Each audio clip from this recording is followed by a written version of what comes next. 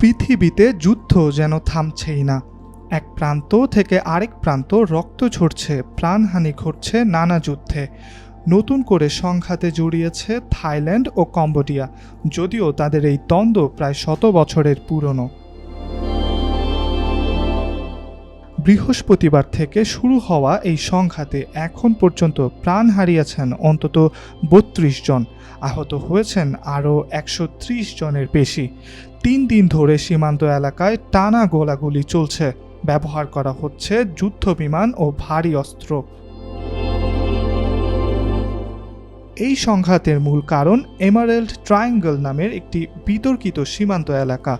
Thailand, Cambodia ও Laos, এই 3 দেশের সীমান্ত যেখানে এক হয়েছে সেখানেই এই অঞ্চল। এই এলাকায় শত শত বছরের পুরনো কিছু ঐতিহাসিক মন্দির রয়েছে, যার মধ্যে সবচেয়ে আলোচিত হচ্ছে প্রেয়াহ বিহার মন্দির। এই মন্দির ঘিরে 2 দেশের মধ্যে বিরোধ চলছে দীর্ঘদিন ধরে।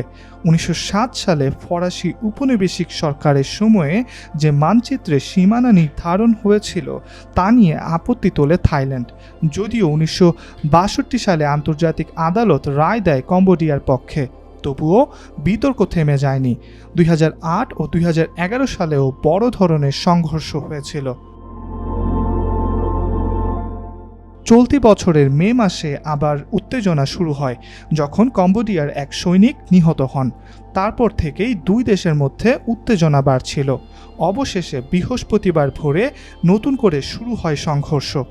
শুক্রবার সকালেও থেমে থেমে গোলাগুলির খবর পাওয়া গেছে। থাইল্যান্ডের দাবি কম্বোডিয়া প্রথম হামলা করেছে। পাল্টা জবাবে তারা 6টি F-16 যুদ্ধবিমান মোতায়েন করেছে। এই পরিস্থিতিতে জাতিসংঘ নিরাপত্তা পরিষদ জরুরি বৈঠক করেছে। কম্বোডিয়া নিঃশর্ত যুদ্ধবিরতির আহ্বান জানিয়েছে। থাইল্যান্ড জানিয়েছে আলোচনা হলে তারাও প্রস্তুত, তবে সীমান্ত পরিস্থিতি এখন উত্তপ্ত। ইব্রাহিম হোসেন, আজকাল।